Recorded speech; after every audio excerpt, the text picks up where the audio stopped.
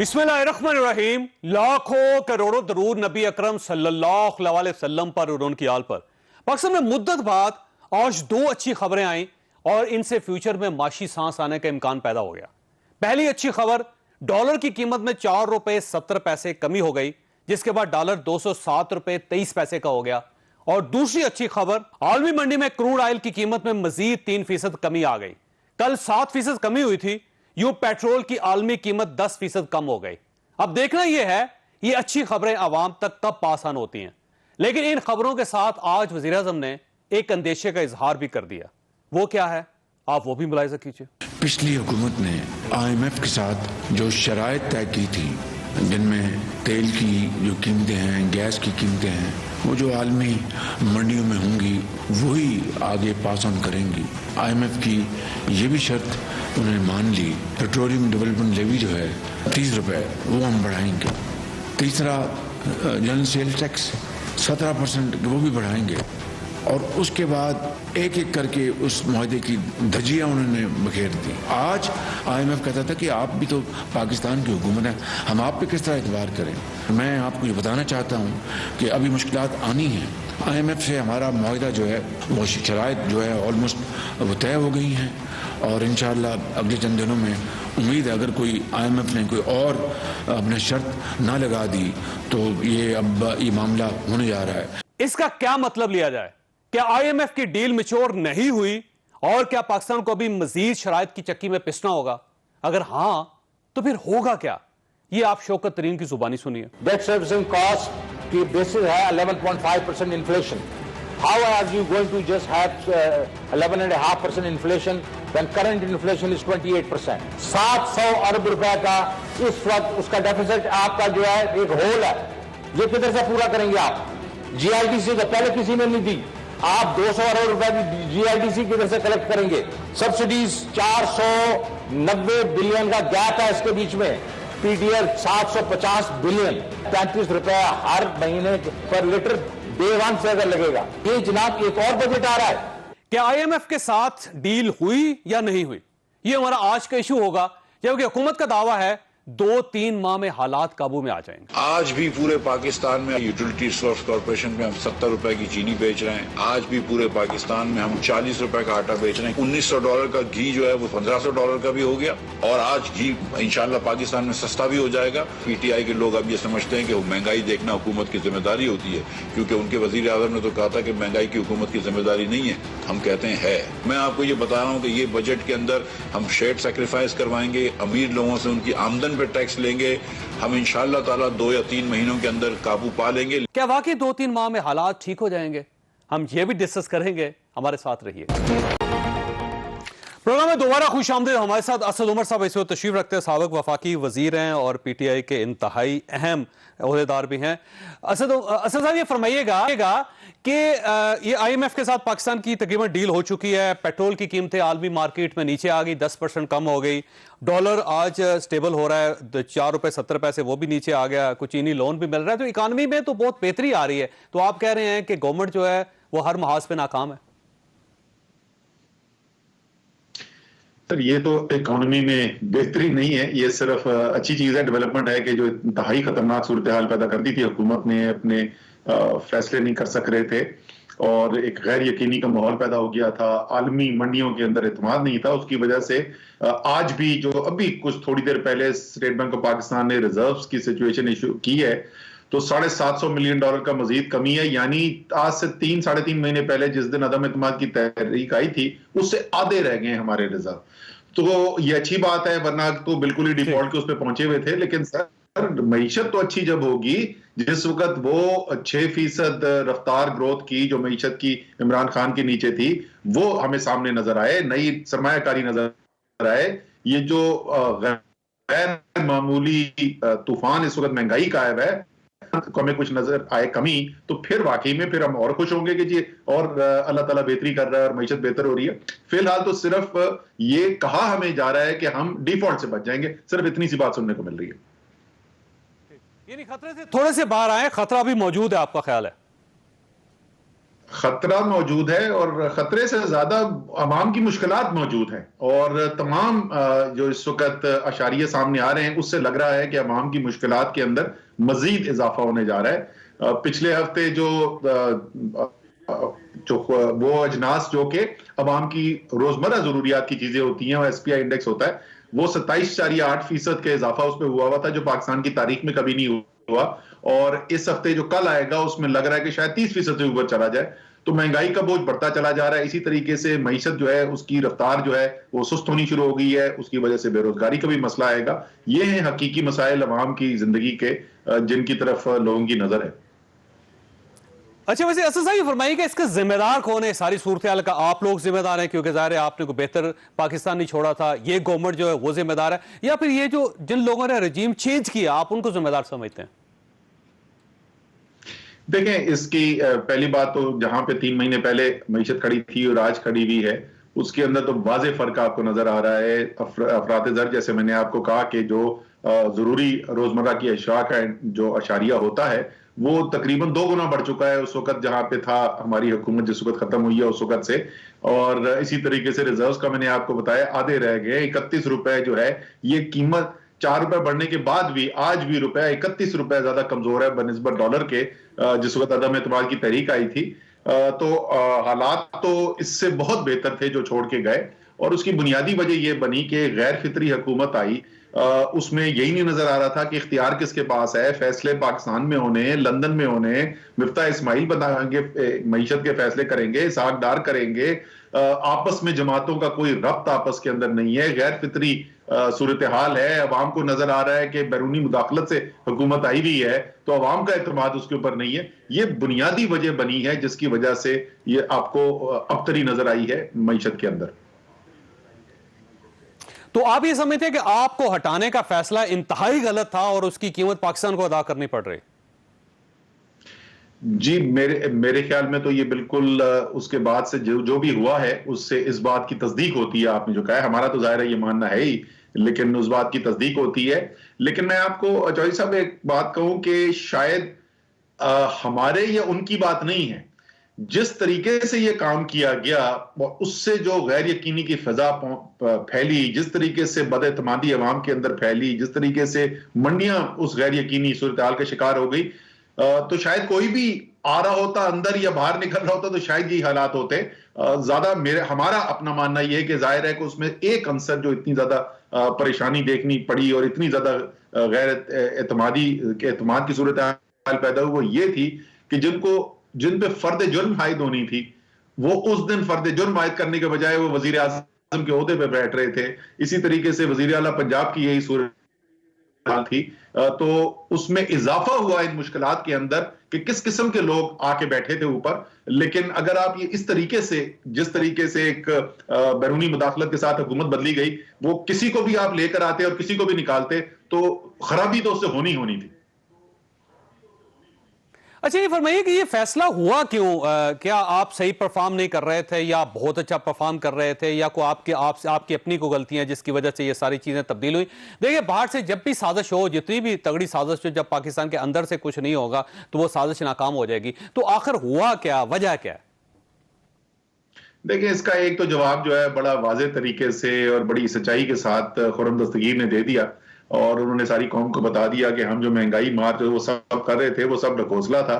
असल वजह ये थी कि उनका ख्याल ये था कि उनके खिलाफ जो करप्शन के केसेस हैं वो करप्शन के केसेस जो है अपने मंतकी अंजाम तक पहुंचने वाले हैं, उस पे बहुत सारे लोगों को सजाएं हो जाएंगी, वो सियासत से बाहर कर दिए जाएंगे। इसलिए ये जरूरी था कि इस वक्त ये वार किया जाए। और ये जो हमारे पीडीएम के लोग जो हैं उन्होंने तो बड़ा वाज़ेह तौर पे बता दिया कि ये बुनियादी वजह थी जिसकी वजह से उन्होंने किया। वो और बात है कि उन्होंने खुर्रम दस्तगीर ने और बड़े बड़े इल्जाम लगा दिए, बड़ी एक साजिश का उन्होंने इंदिया दे दिया कि कोई फौज का बहुत सीनियर अफसर जो है वो इमरान खान के साथ मिला हुआ था और आर्मी चीफ की जिसको तब्दील होना था, तो उसके बाद ना पाकिस्तान में कानून रहना था ना अदलिया ने रहना था और उस आर्मी चीफ और इमरान खान ने मिलकर ये सारा सिस्टम जो है वो अपने काबू में कर लेना था।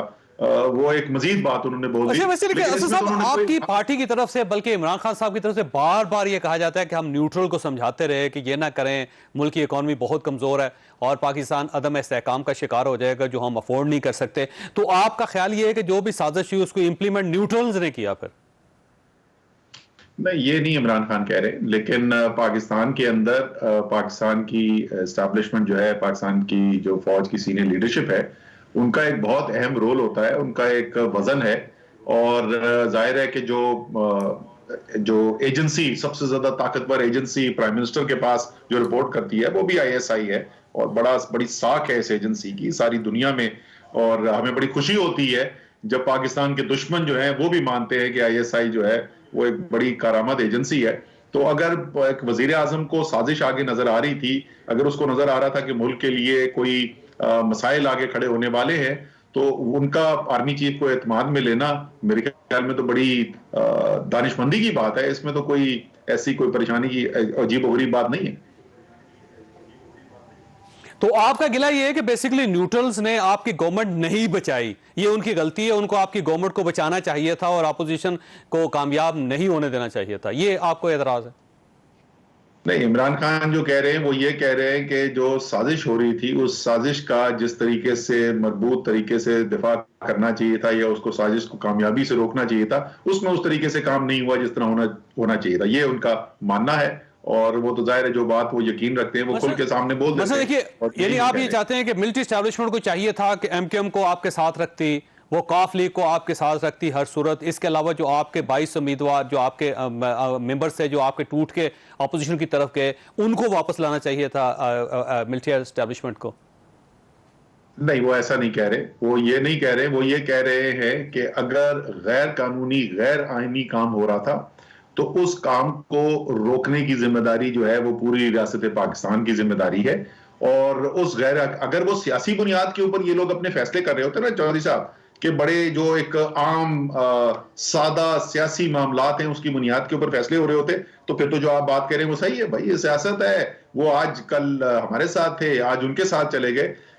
लेकिन जो बादी नजर में नजर आ रहा है वो नजर ये नहीं आ रहा कि इतनी सादगी से ये सारा काम हुआ, और इसीलिए मुतालबा किया जा रहा है, बार बार मुतालबा किया जा रहा है कि एक आजाद जुडिशल कमीशन हो, पाकिस्तान की सबसे बड़ी अदालत जो है वो कमीशन लगाए, उसकी ओपन हियरिंग हो, सारा पाकिस्तान देखे कि क्या सबूत, क्या तहकीकाती रिपोर्ट सामने आ रही है। ताकि देखिए इशू ये है कि फौज पाकिस्तान की तरफ से उनके तर्जुमान 4 बार तरदीद कर चुके हैं कि कोई साजिश नहीं हुई, किसी जगह कोई मुदाखलत नहीं हुई, कोई ये इंपोर्टेड गवर्नमेंट नहीं है, ये सारी चीज़ें पाकिस्तान के अंदर से हैं, लेकिन इसके बावजूद आपकी तसल्ली नहीं हो रही। तो इसका मतलब ये हुआ कि जो फौज का नैरेटिव है आपके लिए काबिल कबूल नहीं है और आप एक जुडिशल कमीशन चाहते हैं।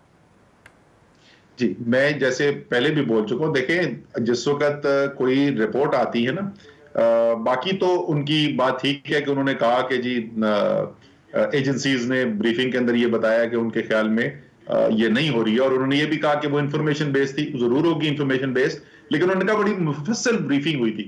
मैं उस मीटिंग में मौजूद था, मुझे तो कोई मुफस्सल ब्रीफिंग नहीं याद, उसके मिनट्स उठा के देख लें, उसके अंदर आपको कोई मुफस्सल ब्रीफिंग की आपको वो नहीं मिलेगी। जब रिपोर्ट आती है ना, तहकीकाती रिपोर्ट आती है चौधरी साहब, एक ही तहकीकाती रिपोर्ट अगर ISI से भी ओरिजिनेट हो रही है तो ये मुमकिन है कि DGI और आर्मी चीफ जो है फौज के अंदर ही वो मुख्तलिफ नतीजा उससे अख्स करें, वही जो सामने तहकीकाती रिपोर्ट पड़ी हुई है। तो ये हम तो सिर्फ ये कह रहे हैं कि ये मामला जो है वो एक सिर्फ इदारे का नहीं है, मुख्तलिफ हो सकता है कि बहुत सारी ऐसी इंफॉर्मेशन हो जो उनके पास ना हो, जो दूसरे लोग को साफ ही लेकर आ जाए, कोई और लोग जो इसके अंदर शामिल थे, जिनको ऑफर्स हो रही थी, जिनको हराम पैसा ऑफर किया जा रहा था, वो आके अपना बयान रिकॉर्ड कराएं, तो एक अदालत के अंदर होगा। मैं आखिरी चीज के अंदर ये बोल दूं, नवाज शरीफ साहब के खिलाफ जो है ना वो भी एक तहकीकाती कमीशन बना था, उसके अंदर भी ISI भी थी और दूसरे इदारे भी थे, लेकिन वो रिपोर्ट अल्टीमेटली सुप्रीम कोर्ट के सामने रखनी पड़ी थी और सुप्रीम कोर्ट ने उस रिपोर्ट को फैसला किया कि ये ठीक है, ये गलत है।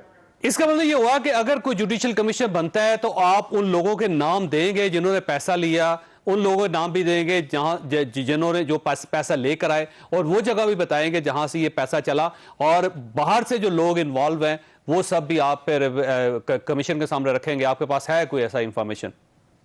देखिए, जो इंफॉर्मेशन हमारे पास मौजूद है वो बिल्कुल हम सामने रखेंगे, और जैसे अच्छी बात यह है कि DGI SPR बड़ी बरमला एक दो टोक अल्फाज में कह चुके हैं कि उनको कोई एतराज नहीं है ऐसे किसी कमीशन बनने के लिए, और वो पूरी तरीके से मदद करेंगे, और जो भी इंफॉर्मेशन उनके पास है वो भी सामने आ जाएगी। बाकी जिसके पास भी जो जो इंफॉर्मेशन है, कोर्ट किसको बुला के सवाल पूछना चाहेगा, कोर्ट जो है वो क्या रिकॉर्ड तलब करेगा, वो तो सारी बातें फिर कोर्ट के इख्तियार में होंगी ना, और वो सारे मुल्क के सामने होगा। लेकिन सर अदारे तो यही होंगे, इन्हीं इदारों से पूछा जाएगा, आईएसआई से पूछा जाएगा, मिलिट्री एस्टैब्लिशमेंट से पूछा जाएगा, आईबी से पूछा जाएगा, फॉरेन ऑफिस से पूछा जाएगा, और तो इसके अलावा कोई ऐसा मीडियम नहीं है। जाहिर है कोई असिस्टेंट सेक्रेटरी ऑफ यूएसए को तो नहीं बुलाया जा सकता यहाँ। नहीं चौधरी साहब, ऐसा नहीं है। हो सकता है कि अदालत जो है वो जावेद चौधरी से भी पूछे कि यार आप जो है वो उठते बैठते हैं सियासतदानों के पास के साथ, तो आपके पास क्या खबर आ रही थी कि सिंध हाउस में क्या हो रहा है।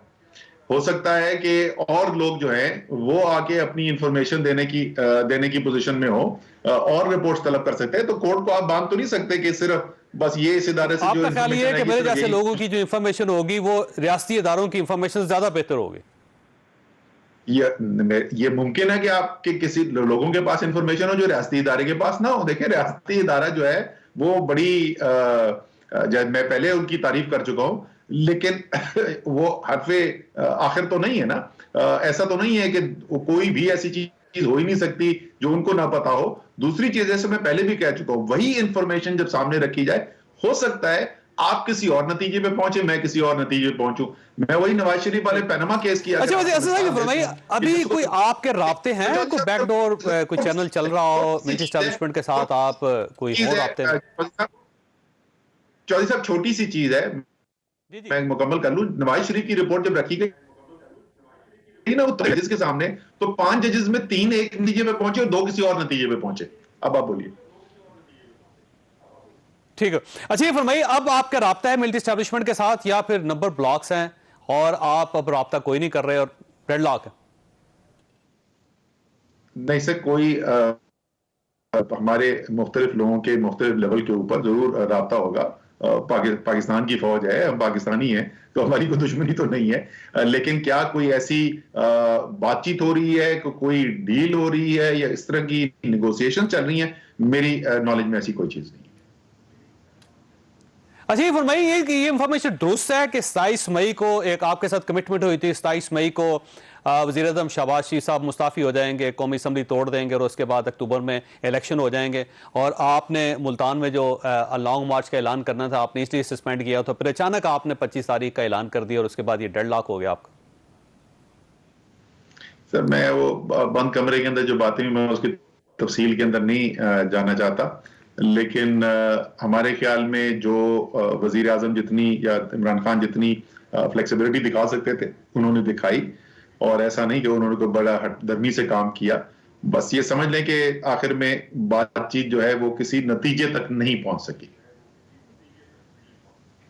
यानी राब्ता था आपका, इसका मतलब ये कि 22 मई तक आप लोगों का राब्ता था एस्टैब्लिशमेंट के साथ या फिर गवर्नमेंट के साथ?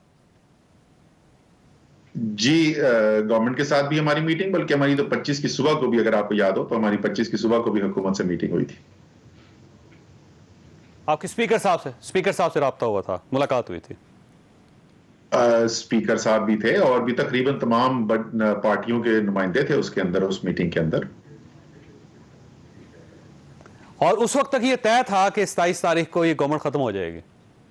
नहीं, उस वक्त तक ये तय नहीं था, ये कभी भी तय नहीं था। मैं वही बोल रहा हूं, मैं उसके ऊपर नहीं जाना चाहता, किसने कहा क्या कहा, मैं उस तफसील में नहीं जाना चाहता। ये ऐसा कभी भी नहीं था कि ऐसा कोई मामला तय हो गया था कि हुकूमत जारी है, इस स्टेज पे हम नहीं पहुंचे। वैसे आपके साथ धोखा हुआ है, आपका ख्याल ये है कि कमिटमेंट पूरी नहीं हुई या फिर मिसयूज हो गया? आप किस वक्त की बात करें, आप किस दौर की बात कर रहे हैं? ये सर 27 तारीख के मामले में। अच्छा, उस वक्त की बात करें। जैसे मैंने कहा कि मेरे ख्याल में, मेरी अपनी जाती राय ये है कि जो भी बातचीत हुई, जिस जरिए से भी हुई, जिसके साथ भी हुई, तो उसके अंदर मेरे ख्याल में इमरान खान साहब ने बड़ी जिम्मेदाराना रवैया इख्तियार किया था, लेकिन वो किसी मंतकी इंजाम पे नहीं पहुंची। उसको मैं कोई वो नहीं कहना चाहता कि किसकी कोई बदनीयती थी या क्या था। ये जरूर है कि वो किसी मंतकी अंजाम तक, नतीजा खेज अंजाम तक नहीं पहुंच सकी। अच्छा, आपसे आखिरी सवाल ये फरमाइए कि अब भी आप गवर्नमेंट के साथ बैठने के लिए और स्टैब्लिशमेंट के साथ बैठने के लिए तैयार हैं? सर, ये मैं बार बार बोल चुका हूं कि हुकूमत जिस दिन भी ऐलान करती है कि वो एक फ्रेश इलेक्शन की तरफ जाने के लिए तैयार है, तो उसके बाद बैठ के उसके लवाजमात के ऊपर बिल्कुल बातचीत हो सकती है। मेरी जाती राय हमेशा से चौधरी साहब ये रही है, और मेरी आज भी जाती राय ये कि ये काम सियासतदानों के करने के, और ये बातचीत जो है ये सियासतदानों के दरमियान होनी चाहिए। यानी सियासतदानों के साथ बात होनी चाहिए और किसी और के साथ नहीं? जी, मेरी अपनी दानिश के अंदर जमहूरियत के लिए ये बेहतर ये है, पाकिस्तान के अवाम के लिए बेहतर ये है कि इस किस्म के फैसले जो हैं वो सियासतदान आपस में बैठ के करें। लेकिन वो बातचीत कोई बेमकसद बैठ के बातचीत का कोई फायदा कोई नहीं है।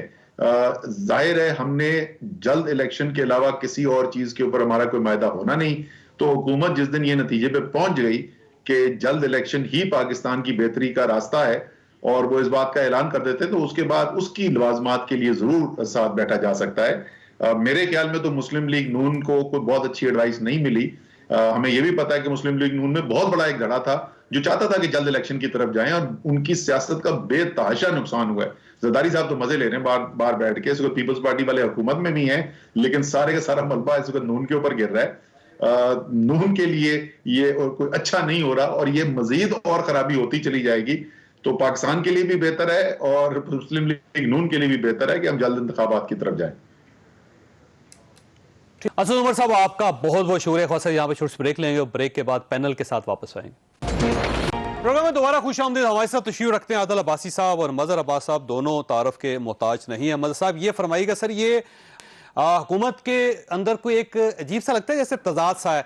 जैसे वजीर खजाना कल कह चुके हैं IMF के साथ हमारा एग्रीमेंट हो गया है और मुबारकबाद भी वसूल कर चुके हैं, और आज डॉलर जो है वो भी ज़ाहिर है नीचे आ गया, 4 रुपये 70 पैसे, और बड़ी अचीवमेंट है ये भी गवर्नमेंट की। लेकिन आज जो प्राइम मिनिस्टर साहब ने कहा कि अगर ये शराइत नई ना आई IMF की तरफ से तो फिर हमारा एग्रीमेंट हो गया, और अगर मज़ीद शराइत आयद कर दी तो फिर इम्कान ज़रा कम है। तो ये इशू क्या है बेसिकली?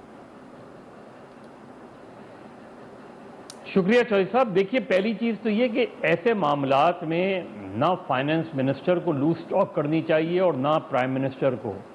यानी आपकी बातचीत, जाहिर है पब्लिक को तो नहीं पता आप क्या बातचीत कर रहे हैं, क्या वो कर रहे हैं। अब आपने शुरू में तीन दिन पहले मिफ्ता इस्माइल साहब ने कहा कि बस 1.5 दिन में मुआहिदा हो जाएगा। अब आज आपने खुद ही कॉन्ट्रडिक्टरी स्टेटमेंट दे दिए। इससे मार्केट में नेगेटिव असर जाता है, इसमें पॉजिटिव असर नहीं जाता मार्केट में। कि आज के दिन तक, इस वक्त तक जब हम गुफ्तगू कर रहे हैं, हमें नहीं पता कि IMF के साथ डील हुई है या नहीं हुई। हमें नहीं पता कि क्या टर्म्स एंड कंडीशन। तो आपको बोलने की भी आई, आप कह रहे हैं कि बातचीत चल रही है। डॉलर का चाइनीज के साथ, आपका चाइनीज कंसोर्शियम के साथ आपका एग्रीमेंट भी होगा। 2.3 बिलियन डॉलर्स भी आ रहे हैं आपके पास, और इसके साथ पेट्रोल भी आलमी मार्केट में कम हो गया। लेकिन ये जो आपने बात कर दी उसके बाद दोबारा मेरा कंफ्यूजन पैदा कर दिया गवर्नमेंट ने। देखिए चौधरी साहब, असल चीज़ क्या है? असल चीज़ क्या है कि आप ऑप्टिक्स क्या दे रहे हैं। आपने कल 3 मजीद मावन खुसूसी मुकर्रर कर दिए। अब उनके पर्क्स भी होंगे, वो कोई उनकी सैलरी भी होगी, उनका पैकेज भी होगा। आज आप मरी में बैठ के जो है वो हाईवेज की बात करें बनाने की, इस वक्त लोगों को खाने के लिए रोटी मुयस्सर नहीं है। आप बातें वो कर रहे हैं। आपका 14 महीने का भी पीरियड ले लें तो 14 महीने का पीरियड क्या होता है? आपका इस वक्त सारा इशू ये कि वो आप किसी दुकान पे बैठे होते, किसी मार्केट में होते, लोगों से मालूमात कर रहे होते। ये ऑप्टिक्स बहुत अच्छे होते हैं, लेकिन अगर आप मरी में बैठ के जो है इस तरह की गुफ्तगू करेंगे और फिर मामून खुसूसी मुकर्रर करेंगे, और फिर जो है जब तक आप गवर्नमेंट के अखराजात में बात की जा रही है कमी करेंगे, आप तो अखराजात बढ़ा रहे हैं। अगर आपने इस तरह की, तो मेरे ख्याल में गवर्नमेंट महंगाई के मामले को अच्छी तरीके से नहीं डील कर रही, अच्छी तरीके से नहीं टैकल कर रही। लोगों की हालत बहुत बुरी है। 20-22 रुपए की अगर नान मिल रही है तो आप अंदाज़ा कर सकते हैं कि वो आदमी जो दिन में 2 नान खाता था, 3 नान खाता था, वो नहीं अफोर्ड कर सकता। और वो सिर्फ नान और प्याज की बात कह रहा हूं मैं, बाकी तो छोड़ दें। तो ये ऐसी सूरत हाल में जब वो ये देखता है कि अब ये कभी बाकी है मदद साहब कि किसी दिन गैर मिफ्ता इस्माइल साहब ये भी कहते हैं कि जो दो नान खाते हैं उनसे रिक्वेस्ट है कि आधा नान कर दें, यही हो सकता है, इसके अलावा क्या बचता है? आदर भाई साहब ये बताइएगा सर, ये जो सारी सूरत है जैसे इकॉनमी की सूरत है ये ज़ाहिर ख़राब है और गवर्नमेंट के काबू में नहीं आ रही, गवर्नमेंट कुछ भी क्लेम करती रहे लेकिन ये बात फैक्ट है कि गवर्नमेंट के काबू में नहीं आ रही। दूसरी तरफ ये जो पीटीआई की तरफ से एक नया नैरेटिव डेवलप किया जा रहा है वो बड़ा दिलचस्प है। वो ये कहते हैं कि हमारे एस्टैब्लिशमेंट के साथ राब्ते भी हैं और वो ये कहते हैं परवेज़ खटक साहब के भी हैं, उसके बाद फवाद चौधरी साहब तो बार बार ये कह रहे हैं। तो इसका मतलब ये हुआ कि उस तरफ से भी एक प्रेशर डाला जा रहा है गवर्नमेंट के ऊपर। तो आने वाले दिनों में क्या होगा? ये देखिए सिर्फ गवर्नमेंट पे नहीं, चौधरी साहब आप दोनों मुझसे बहुत सीनियर जर्नलिस्ट, आपको पता है अपनी ऑडियंस, अपने फॉलोअर्स और अपने वोटर के ऊपर भी एक इंप्रेशन क्रिएट करने की कोशिश की जाती है। क्योंकि जब लॉन्ग मार्च की नाकामी हुई या जो वापस गए तो उसके बाद लोगों के अंदर एक अजीब सी कंफ्यूजन थी कि पता नहीं क्या होगा। जो मीडिया नैरेटिव या डिबेट है वो सारी ये है कि पाकिस्तान में अगर आप एस्टैब्लिशमेंट के साथ अपने ताल्लुकात बेहतर नहीं करते तो ख्वाह आप कितने तगड़े हों, कितने ताकतवर हों, आप पावर में नहीं आ सकते। सारी पॉलिटिक्स पावर के लिए की जाती है। तो मेरा ख्याल है कि बहुत स्मार्टली पीटीआई की जो भी स्ट्रेटेजी डिजाइन करा बड़ा स्मार्ट और इंटेलिजेंट। लेकिन ये सिर्फ फवाद चौधरी साहब कर रहे हैं, ये जेल में रखिएगा। मैं इंटरव्यू में बैठते हो ये जी, लेकिन ये अपनी गलतियों को तस्लीम भी करते, क्योंकि उन्होंने फेसेस रखे हुए पार्टी के अंदर, मतलब शौकत तरीन साहब को किसी और काम के लिए रखा हुआ है, हमाद अजहर साहब को किसी और काम के लिए रखा हुआ है, फवाद चौधरी साहब को किसी और। आपका ख्याल है कि फवाद चौधरी साहब इमरान खान साहब की राय के बगैर इतने बड़े इंटरव्यूज में इस तरह की बात कर सकते हैं? वो जो इंप्रेशन देने की कोशिश करे, मेरे ख्याल है वो अपने वोटर को दे रहे हैं कि डिसअपॉइंट ना होना। जब हम सड़क पे निकालें सड़क पे निकलना, जब हम लॉन्ग मार्च करें, जब हम जलसा धरना, हम वर्चुअल लिंक पर भी, वीडियो लिंक पर भी बात कर रहे हो तो तुमने अलाइव रहना है, जिंदा रहना है। इसका मतलब स्ट्रेटजी चेंज कर ली इमरान खान साहब ने, उन्होंने स्ट्रेटजी ये दी कि हमारी डील हो रही है। लेकिन मैं आपको इस वक्त जिम्मेदारी से बता रहा हूं कि एंगेजमेंट जरूर हो रही है, कर रहे हैं, लेकिन वहां से इस वक्त फिलहाल कोई सिग्नल नहीं है, कोई रिस्पांस। और उसकी रीजन ये है कि जो पीटीआई ने तवातुर के साथ खान साहब ने स्टांस रखा है, जो सोशल मीडिया के ऊपर चीजें हो रही हैं और वो सोशल मीडिया के वॉरियर्स को बड़ा अप्रिशिएट भी करते हैं, और सोशल मीडिया पे जो कैंपेन चल रही है इस वक्त वो उसको बड़ा सीरियस लिया जा रहा है। और कोई ये ना समझे कि उसको ये समझा जा रहा है कि वो शायद चंद हजार लड़के हैं जो बैठ के ये सारा कुछ कर रहे हैं। पीटीआई को इस स्टेज के ऊपर कोई डायलॉग की सक्सेस नहीं मिली है। यस, एंगेजमेंट है, एस्टैब्लिशमेंट के साथ एंगेजमेंट हर पॉलिटिकल पार्टी की हमारी रहती है, क्योंकि तमाम पार्टी समझते हैं कि उनसे एंगेजमेंट के बगैर हम पावर में नहीं आ सकते। बल्कि कल जब उन्होंने एक हल्फ उठाया और उन्होंने कहा कि मैं जनरल फैज हमीद साहब को आर्मी चीफ नहीं बनाना चाहता था, तो बहुत से हल्के ये कह रहे हैं कि गवर्नमेंट को मैसेज नहीं था, किसी और को मैसेज था कि वहां पे जो लोग हैं वो समझते थे कि ये जानबूझ के जबरदस्ती एक नया आर्मी चीफ, अपनी मर्जी का आर्मी चीफ लाना चाहते थे, तो उनको कहा जाए कि नहीं ऐसी कोई बात नहीं थी, ये इंफॉर्मेशन गलत है। लिहाजा वहां पे लोग ये कहते हैं कि कोशिश है उनकी कि वहां पे दरवाजे खोले जाएं जहां पे दरवाजे। चौधरी साहब ये भी आप मदर साहब बहुत अच्छी तरह जानते हैं कि जितना वो जानते हैं उनको हम नहीं बता सकते, जिनकी बात हो रही है। मसलन एस्टैब्लिशमेंट की बात हो रही है, शायद के सिग्नल उन्हें देने की कोशिश की। आपका ख्याल है कि एस्टैब्लिशमेंट को ये नहीं पता होगा कि प्राइम मिनिस्टर ऑफिस में क्या बातें होती थी, वो क्या करना चाहते थे, क्या नहीं करना चाहते थे? मेरा ख्याल है उन्हें पता होगा। और अगर उन्हें ना पता होता तो हालात यहां तक आते, हालात यहां तक आए इसलिए कि उन्हें कुछ थोड़ा बहुत जरूर पता होगा, मेरा ख्याल है। लेकिन एक लम्हा फिक्रिया ये जरूर है, क्योंकि खान साहब जब ये कहते हैं कि मैं हलफ उठा के ये कहता हूं कि मैं ऐसा नहीं करना चाहता था, तो ये कौन था जिसने ये तमाम एनवायरनमेंट क्रिएट कर दिया? तो क्योंकि पीटीआई को इतनी देर क्यों लगी ये सारा कुछ कहने में, बताने में? ये जाने के तीसरे महीने बाद आप एतराफ कर रहे हैं इसका, मतलब ये हो कि आप कमजोर हो गए किसी न किसी जगह। तो इस वजह से मुझे लगता है कि ये अब ये अगेन एक नई स्ट्रेटेजी है कि हमारी ऐसी कोई पॉलिसी नहीं थी कि हमें कोई इस बात वो पब्लिक से निकल के वहां पे एंगेज करना चाहते हैं। वैसे एक लिहाज से वो अपनी कमजोरी भी नहीं दिखा रहे। इमरान खान साहब कहते हैं मैं तो बड़ा पावरफुल प्राइम मिनिस्टर था, फिर तो उनको कहना चाहिए था कि मैं बनाना चाहता था या मैं नहीं बनाना चाहता था, लेकिन उस वक्त तक तो ऐसा कोई इंप्रेशन नहीं आया कि वो बनाना चाहते हैं। वैसे ये फरमाइए, ये इमरान खान साहब की नेक्स्ट स्ट्रेटजी क्या हो सकती है, इनका प्लान क्या है, कुछ समझ नहीं आ रही। वैसे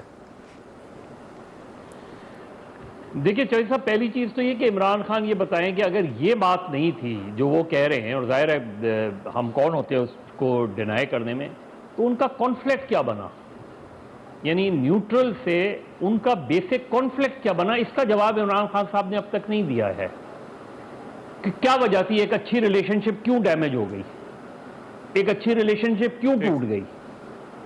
चलें अक्टूबर वाला मसला भी हल हो गया जी, जनरल फैज को आईएसआई चीफ कुछ अरसे और रखना चाहते थे, नहीं हुआ, खत्म हो गया।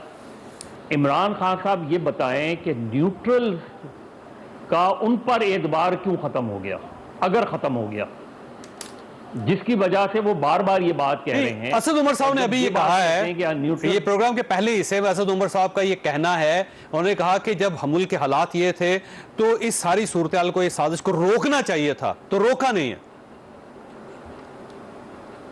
सवाल ये है कि आपका कॉन्फ्लिक्ट बना ना, उनका आपसे क्या कॉन्फ्लिक्ट बना, वो आपको क्यों हटाना चाहते थे? मदर साहब मैं एक अगर सवाल हटाना आपसे पूछ चाहते सकता थे, हूं? मैं मदर साहब मुझे ये बताइएगा, आपको लगता है कि एस्टैब्लिशमेंट को ये नहीं पता होगा कि प्राइम मिनिस्टर ऑफिस में क्या हो रहा था, क्या नहीं हो रहा था? नहीं, हर चीज पता है, हर चीज। देखिए, उनसे कोई चीज नहीं छुपी होती। वो उनकी जो अंदर सोर्सेज होती हैं वो होती हैं, पार्टी के अंदर होते हैं उनके लोग, ये सारी चीजें हम सबको पता है कि किस तरीके से चीजें होती हैं। मैं तो इमरान खान साहब के, जैसे उन्होंने कल बात की कि जी न्यूट्रल्स के पास हम गए और उनसे हमने ये कहा कि इन लोगों को लाके, ये नहीं बताया कि न्यूट्रल्स ने उनको जवाब क्या दिया। जब आपने ये न्यूट्रल से बात की तो न्यूट्रल ने आपको शौकत क्या तरीन जवाब साहब ने दिया? कहा वो कि ये जवाब तो में- मार्च में मुलाकात हुई थी हमारी, उस वक्त जब तक अदम एतमाद आ चुकी थी। कहने लगे उससे पहले का मुझे नहीं पता कि अगर खान साहब गए हो तो गए हो, मैं नहीं था, लेकिन जो मैंने उनके साथ बात की एस्टैब्लिशमेंट के साथ वो मार्च में की थी। नहीं, गालिबन पिछले साल का हवाला दे रहे हैं मदर साहब। देखिए- जो अभी खान साहब ने कल सेमिनार में बात की है वो कहा है कि 1 साल पहले मुझे पता चल गया। हाँ जी, लेकिन वो उन्होंने शौकत तरीन के साथ कहा था, अब आप ये देखें ना, शौकत तरीन और मैं दोनों हाँ, गए थे। लेकिन हाँ, जी लेकिन अब यही चौधरी साहब यही बात है ना कि 8 मार्च को जब अदम एतमाद, 8 मार्च के बाद इमरान खान क्या कहते थे कि 7 मार्च तक कुछ पता नहीं था कि क्या होने जा रहा है। अब वो बात कह रहे हैं कि 1 साल पहले से मुझे पता था। तो 1 साल पहले क्या ऐसी चीजें हुई थी जिसकी बुनियाद पे ये बात आप कर रहे थे, कि जिसकी बुनियाद पे ये चीजें थी? क्या अफगानिस्तान का इशू था, इंटरनल इशू था, वो क्या चीजें थी जिसकी बिना पे ये सारी बातें हुई? तो मेरा ख्याल है वो क्लैरिटी आनी चाहिए। इमरान खान, मेरा ख्याल है 25 मई का जो उनका स्टेप था वो बाउंस बैक हुआ और वो उनको अंदाजा हुआ कि जितने, एक तो ये कि जाहिर है 2014 का धरने का सूरत हाल बहुत मुख्तलिफ थी। उस वक्त इस्टेब्लिशमेंट जो है वो पूरी तरह आपके साथ खड़ी हुई थी। इस मर्तबा आपको नजर आ रहा था कि इस्टेब्लिशमेंट भी आपके साथ नहीं है, गवर्नमेंट भी हॉस्टाइल है, और उसके बाद आपने एक एक्सट्रीम एक्शन ले लिया। और उस एक्सट्रीम एक्शन के बाद जो भी रियासती जबर हुआ, जिसकी मजम्मत करनी चाहिए, जो रियासत ने किया, लेकिन उसके बाद इमरान खान की स्ट्रैटेजी नजर नहीं आ रही। कभी वो 6 दिन के बाद मैं टाइम दूंगा, फिर उसके बाद उन्होंने डिले किया, अब 8 जुलाई तक का वो उन्होंने कहा है। फिर पंजाब में अब बल्दियाती, और ये पंजाब के जो ज़िमनी इलेक्शन है, ये पीटीआई के लिए भी और मुस्लिम लीग नून के लिए भी ये बड़े क्रूशल हैं। और 24 जुलाई को कराची के लोकल बॉडीज इलेक्शन जो हैं, क्योंकि कराची में पीटीआई की 14 एमएनएस जीते हैं, 25 एमपीएस हैं, तो ये 2 इलेक्शन डिटरमिन करेंगे कि इमरान खान जिस फजा को लेके चल रहे हैं और जो पॉपुलैरिटी के वो दावे कर रहे हैं, वो पॉपुलैरिटी है कितनी, ये देखना पड़ेगा। और ये बड़ा टेस्ट होगा पीएमएलएन के लिए भी। और अच्छा मतलब मैंने PTI के वक्फा लिए लेना है, पंजाब में लेकिन खास तौर वक्फे में जाने से पहले दोनों के सामने एक सवाल छोड़ के जा रहा हूं कि ये जो ज़िमनी इलेक्शन है, ज़ाहिर है उसका जो भी नतीजा निकलेगा वो बड़ा हैरानकुन होगा, या वो पाकिस्तान मुस्लिम लीग नून के लिए फ़ायदेमंद होगा या फिर पीटीआई के लिए फ़ायदेमंद होगा। क्या फ्यूचर की सियासत है उसमें ये ज़िमनी इलेक्शन को बहुत ज़्यादा असर डाल सकेगा या नहीं? छोटी सी ब्रेक को, ब्रेक के बाद दोबारा जरूरत।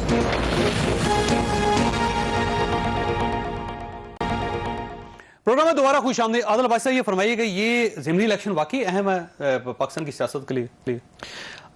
मेरा ख्याल है, मुझे लगता है चौधरी साहब जितनी हाइप क्रिएट कर दी है इतना नहीं है। उसकी वजह यह है, बुनियादी तौर पर जो आर्गुमेंट है पीटीआई का या इमरान खान साहब का, वो तो ये था ना जी साजिश हुई है। साजिश क्योंकि पंजाब की असम्बली चेंज क्यों की गई थी, वहां पर भी वजीर आला को इसीलिए हटाया गया था। उन्होंने कहा कि वहां से भी वो चेंज कर देते हैं सारा कुछ जो कुछ हुआ। फिर एक बहस हो रही है कि सेनेट से क्यों नहीं, केपी से क्यों नहीं एंड ऑल। अब देखिए, जितना पंजाब के इलेक्शन को कंट्रोवर्शियल बना दिया गया, मसलन पीटीआई ने अपना अदम एतमाद कर दिया इलेक्शन कमीशन के ऊपर। अब नतीजा अगर उनके हक में निकला तो वो कहेंगे चूंकि हमारी वेव चली हुई थी तो लिहाजा हम ये इलेक्शन जीते। इमरान खान साहब कहेंगे अगर ये नतीजा उनके खिलाफ आया तो वो कहेंगे चूंकि मैनेजमेंट हो रही थी, लाहौर से हो रही थी, पंजाब से हो रही थी, इधर से हो रही थी, उधर से हो रही थी। तो उन्होंने तो आर्गुमेंट सोच के रखा हुआ है दोनों तरफ। इस गवर्नमेंट की मिसाल ले लें, अगर इस गवर्नमेंट को आईएमएफ से डील मिलती है तो कहेंगे अमरीकी एजेंट है, इस वजह से इनको डील मिल रही है। नहीं मिलती कहते हैं निकम्मे हैं, निकम्मों से जो है वो ये इतना काम नहीं हो रहा, डील कर ले, मेरी हुकूमत गिराई क्यों क्यों थी। PMLN अपना पूरा जोर लगाएगी रिवायती तरीके से इलेक्शन जीतने के लिए, क्योंकि वो पावर में भी है और पावर में रहना भी चाहती है। उन्होंने पंजाब में अपना जो तरीकाकार इस्तेमाल करना होता है वो वही तरीका इस्तेमाल करेंगे जो माजी में भी वो करते आए हैं। तो वो हर सूरत इलेक्शन जीतने की कोशिश करेंगे। पीपल्स पार्टी एक नए प्लेयर के तौर में इसमें अपने आप को एडजस्ट करने की कोशिश करेगी, जो छोटा मोटा चंक ले सकती है वो ले लेगी। और उसके बाद पंजाब में अगर वो अपनी गवर्नमेंट स्टैब्लिश कर लेते हैं तो फिर एक बड़ा चैलेंज होगा, क्योंकि फिर इससे PTI को ये सिग्नल मिलेगा कि अब इसका मतलब है कि इलेक्शन थोड़ा डिले होगा, जल्दी नहीं होगा। पंजाब में भी पोजिशनिंग हो गई और फेडरल में भी इतने मुश्किल फैसले कर लिए कि ये नहीं होना कुछ, और उसके बाद इमरान खान शायद अपनी स्ट्रेटेजी बनाएंगे। ये सारी चीजें बेस कर रही हैं इकोनॉमी पे। अगर इकोनॉमी ठीक नहीं होती तो फिर तो जाहिर है इस गवर्नमेंट की कोई जस्टिफिकेशन नहीं होगी, अल्टीमेटली फिर ये जल्दी खत्म हो जाएगी। और अगर ये इकोनॉमिक क्राइसिस को उसके ऊपर काबू पा लेते हैं तो फिर डेफिनेटली सिनेरियो चेंज हो जाएगा। अब मेरा ख्याल है इकोनॉमिक क्राइसिस पे काबू पाना चॉइस साहब बहुत मुश्किल काम है। जो चैलेंजेस हैं बड़े ग्रेव इश्यूज हैं, बड़े सीरियस इश्यूज हैं जिनको एड्रेस करना इतना आसान नहीं होगा। और उसके लिए जो है एक तो ज़ाहिर है इतनी बड़ी इत्तेहाद है जो ये सब कुछ करने निकला है। अगर उसके बावजूद भी अगले 2-3 महीनों के अंदर किसी किस्म का कोई रिलीफ नहीं दे पाते 2 महीनों में, तो उसके बाद डेफिनेटली ये बहुत मुश्किल होगा। और वो जो इलेक्शन का प्रेशर है, जो मोमेंटम बन रहा है, वो फिर जेन्युइनली बन जाएगा। मतलब लोगों की कोशिश होगी अगर आप कुछ नहीं कर सकते तो आप भी क्या करने आए, जाइए फिर उसके बाद एक फेयर इलेक्शन हो ताकि लोगों की फ्रस्ट्रेशन जो है वो कम हो। तो मुझे लगता है कि ये मुश्किल टास्क होगा। हाँ, अलबत्ता मुझे एक चीज लगती है कि बड़ी क्रिटिकल होगी कि आने वाले 1-1.5-2 महीने में कहीं अगर इमदाद आ गई, मसलन सऊदीया से भी एक्सपेक्टेड है, कतर से भी, चाइना ने भी हेल्प कर दी, कतर से भी, अगर IMF प्रोग्राम बहाल हुआ और 1.5-2 महीने के अंदर अंदर ये सारी एड आ गई तो फिर एक होप पैदा हो जाती है मार्केट के अंदर, गवर्नमेंट तगड़ी हो जाएगी। फिर इसको गिराना इतना आसान काम नहीं है। वैसे ये फरमाइए कोई उम्मीद है हालात के ठीक होने की, और ये जो महंगाई है, ये जो बैड गवर्नेंस है, इसका अफेक्ट आएगा असेंबली इलेक्शन पे? देखिए यही सबसे बड़ा, और मुस्लिम लीग नून के स्टेक ज़्यादा मुझे लग रहे हैं इसमें हाई हैं। उसकी वजह यह कि मुस्लिम लीग नून का अब तक जो नैरेटिव सारा है और मुस्लिम लीग नून के बारे में जो जनरल तासुर है वो यही है कि पंजाब की सबसे बड़ी जमात है, वो यही है कि उनका वोट बैंक इंटैक्ट है, वो यही है कि वो अब तक के सारे बाई इलेक्शन एक आध को छोड़ के जीत चुके हैं। अब ये 20 ज़िमनी इलेक्शंस होते हैं और अगर फ़र्ज़ करें मुस्लिम लीग नून ये ज़्यादातर सीटें हार जाती है तो पहले तो पंजाब गवर्नमेंट उनकी चली जाएगी, दूसरे उनका वो पिट जाएगा कि वो पंजाब में जो है उनका वोट बैंक इंटैक्ट है, तीसरा इमरान खान का वो नैरेटिव कामयाब हो जाएगा कि लोटों को वोट नहीं देना, लोटों को रिजेक्ट करना है। तो ये तीनों चीज़ें अगर इमरान खान जीत जाते हैं पंजाब के ज़िमनी इलेक्शन तो मुस्लिम लीग नून के लिए अगला इलेक्शन बहुत ज़्यादा मुश्किल हो जाएगा। अगर जीत जाती है नून लीग तो नून लीग की गवर्नमेंट कंसोलिडेट हो जाएगी। वैसे एक और सवाल भी है कि गवर्नमेंट कंसोलिडेट होगी तो मकसद मुस्लिम लीग नून हार जाती है तो जाहिर है हमजा शहबाज साहब की गवर्नमेंट खत्म हो जाएगी और उसके बाद चौधरी परवेज इलाही साहब के वज़ीर आला बनने के चांसेस जाहिर है मेरा ख्याल है कुछ 90% हो जाएंगे। तो वो जब परवेज इलाही साहब आएंगे तो क्या वो असेंबली तोड़ेंगे या वो फिर गवर्नमेंट करेंगे, हुकूमत करेंगे? बिल्कुल हुकूमत करेंगे, और वो इसलिए करेंगे क्योंकि फिर वो अगले इलेक्शन में पंजाब ही में असल इलेक्शन होना है। मुस्लिम लीग नून डिफेंसिव पे होगी, PDM डिफेंसिव पे होगी, मरकजी हुकूमत और पंजाब हुकूमत का तजाद बनेगा। मरकज में चूंकि इस वक्त सूरत हाल ऐसी है कि वहाँ जो है वो उनसे चीज़ें संभल नहीं पा रही माशी तौर पे। अब अगर माशी सूरत हाल बेहतर होती है तो एक अलग सूरत हाल है, अगर नहीं होती जिसके मुझे इम्कानात बहुत कम लग रहे हैं, लेकिन अगर वो कर लेते हैं ये चैलेंज कामयाबी से हमकिनार हो जाता है तो PDM जो है चढ़ के बोलेगी। वरना पंजाब के इन ज़िमनी इलेक्शन मेरा ख्याल है बहुत बड़ा टर्निंग पॉइंट होगा इस वक्त पॉलिटिकल स्टेबिलिटी के हवाले से। और मुझे तशद्दुद इसमें एक और इंफॉर्मेशन भी है जो गर्दिश कर रही है इस्लामाबाद के अंदर, और इसको बहुत सारे लोग इसको कंफर्म भी कर रहे हैं कि ये जो PTI की तरफ से नई एंगेजमेंट है परवेज खटक साहब के जरिए, उसका मकसद सिर्फ ये है कि पंजाब में थोड़ी सी स्पेस मिल जाए PTI को, और वो ये कंप्रोमाइज़ करने के लिए तैयार हैं कि हम कोई लॉन्ग मार्च नहीं करेंगे, हम वफाकी गवर्नमेंट को नहीं गिराएंगे, वफाकी गवर्नमेंट चलती रहे और ये इकानमी को दोबारा ट्रैक पर ले आए, लेकिन पंजाब के अंदर हमें स्पेस दे दी जाए और ज़िमनी इलेक्शन जो उसको फेयर एंड फ्री कर लिया जाए ताकि वहां पे गवर्नमेंट बने। तो अगर PTI की गवर्नमेंट पंजाब में बन जाती है और यहाँ पे फेडरल गवर्नमेंट की रहती है तो PTI को फिर कोई एतराज नहीं होगा। ये इस किस्म की भी खबर है गर्दिश कर रही है। देखिए चौधरी साहब जो जिस एंगेजमेंट की आप बात कह रहे हैं उसमें और बहुत सी चीज़ें हैं। उसमें यह भी है कि इलेक्शन कमीशन को तब्दील किया जाए, उसमें ये भी है कि जी ठीक है, आप अगले साल इलेक्शन कराना चाहते हैं, अगले साल इलेक्शन कराएं, लेकिन फिर वो कर दें। मेरा ख्याल है पीटीआई की अपनी माशी टीम ने भी उनको एडवाइस की है कि ऐसी सूरत हाल में आप हुकूमत क्यों लेना चाहते हैं, ऐसी हाल में आप इलेक्शन में जाएंगे, जीत भी गए तो आपसे हुकूमत नहीं चल पाएगी। तो इसलिए मेरा ख्याल है पीटीआई ने और इमरान खान ने ज़हनी तौर पे ये तैयार हो गए हैं कि अगर इलेक्शन कमीशन तब्दील हो जाता है, अगर पंजाब में स्पेस मिल जाती है, तो उनके लिए कोई बड़ा चैलेंज नहीं है, क्योंकि वो ऑलरेडी उनका इस वक्त जो है वो विनिंग पोजीशन। वैसे असद उमर साहब ने अभी तस्लीम भी किया, उन्होंने कहा है कि उन्होंने कहा कि हम हुकूमत के साथ मुज़ाकरात करेंगे, किसी और के साथ नहीं करेंगे, सियासतदानों के सियासत के मसले सियासतदानों से मिलकर हल करने चाहिए, उन्होंने कहा है। और साथ में उन्होंने कहा कि अगर वो ये कहें कि अगले इलेक्शन के लिए आप हमारे साथ बैठें तो हम बैठने के लिए तैयार हैं। तो इसका मतलब ये हुआ कि आपकी बात पे दुरुस्त है, फिर ये अगले इलेक्शन की तरफ जो है वो जाएंगे और गवर्नमेंट के साथ कंप्रोमाइज करेंगे। देखिए ना, गवर्नमेंट की इस वक्त पोजीशन क्या है। सवाल है ये फरमाइएगा सर कि क्या रुकिएगा मोहम्मद साहब, ये बताइएगा कि ये सोचा जाए कि इमरान खान साहब ने अब आवाम के ऊपर तवज्जो कम करके दूसरी तरफ तवज्जो उन्होंने लगानी शुरू कर दी कि शायद वहां से कोई मामला ठीक हो जाए। जी देखिए, तो ये जो अभी आप बता रहे हैं असद उमर साहब जो बात कर गए, मसला ये है कि ये तो समझते हैं कि ये इंपोर्टेड हुकूमत है, ये तो समझते हैं ये अमेरिकी एजेंट हैं, तो इनसे डायलॉग किस तरीके से? अब वो करने के लिए तैयार, उन्होंने कहा जी अगर नए इलेक्शन या अर्ली इलेक्शन, ये तो फिर बहुत अच्छी बात है कि पॉलिटिशियंस अपने इश्यूज का कोई अर्ली इलेक्शन का करें और ये नए इलेक्शन के बारे में बात करें तो हम बैठते हैं। हाँ ठीक है, इलेक्शन के ऊपर वो कहते हैं हम बात करने को तैयार हैं। अब सवाल ये है कि ये आप हम सब जानते हैं कि बेशक गवर्नमेंट ने डेट देनी है, बेशक गवर्नमेंट ने फैसला करना है, डायलॉग भी गवर्नमेंट से होगा। इलेक्शन में जिस वक्त भी जाएंगे, अगर इस टोन के साथ जाते हैं जो मोमेंटम इस वक्त बनाया हुआ है, तो आपके ख्याल में उनको इलेक्शन में कामयाबी हो सकती है? मेरा नहीं ख्याल, मेरा भी यही ख्याल है। तो इसलिए उनकी पूरी कोशिश होगी पहले मामलात उधर भी ठीक हों और उसके बाद डायलॉग इधर भी ठीक हो, उसके बाद हम इलेक्शन के अंदर जाएं। तो इन दो सूरतों के अंदर ही इलेक्शन में जाने की कोशिश करेंगे, वरना उनकी कोशिश यही होगी कि ये अपना टाइम चलाएं जिस तरीके से चला सकते हैं, और जो इकोनॉमिक क्राइसिस इस वक्त इनके लिए खड़ा हुआ है उस इकोनॉमिक क्राइसिस को वो और फेस करें और उनके लिए और ट्रबल क्रिएट। लेकिन एक बात मैं जरूर करूंगा कि अगर ये गवर्नमेंट किसी ना किसी तरह कुछ सिस्टम चला जाती है, तो फिर वो पीटीआई की मर्जी का इलेक्शन या फिर पीटीआई के साथ जो है वो क्यों कोशिश करेगी कि मामलात जो है वो। वैसे इंफॉर्मेशन ये भी थी कि ये गवर्नमेंट जो है ना जाने के लिए तैयार थी, क्योंकि ये पेट्रोल की कीमतें नहीं बढ़ाना चाहते थे। फिर कोई एग्रीमेंट भी हुआ था कि शायद 27 मई को ऐलान कर दें कि गवर्नमेंट तोड़ने का और नए इलेक्शन करवाने का, लेकिन जब वो 25 मई को लॉन्ग मार्च स्टार्ट कर लेट अनाउंस हो गई, जिसकी वजह से उन्होंने कहा अब नहीं हो सकती, अब ये हुकूमत जो है अगले अगस्त तक चलेगी, तो उसके बाद ये मामला सेटल नहीं हो रहे। तो इमरान खान साहब बल्कि उनकी पार्टी को ये फील हुआ कि हमसे ये गलती हुई, हमें ये नहीं करना चाहिए। तो सर आपने प्रोग्राम देखा, आप और आपके अहल खाना को और किसी मुसीबत से महफूज रखे। अल्लाह हाफिज़।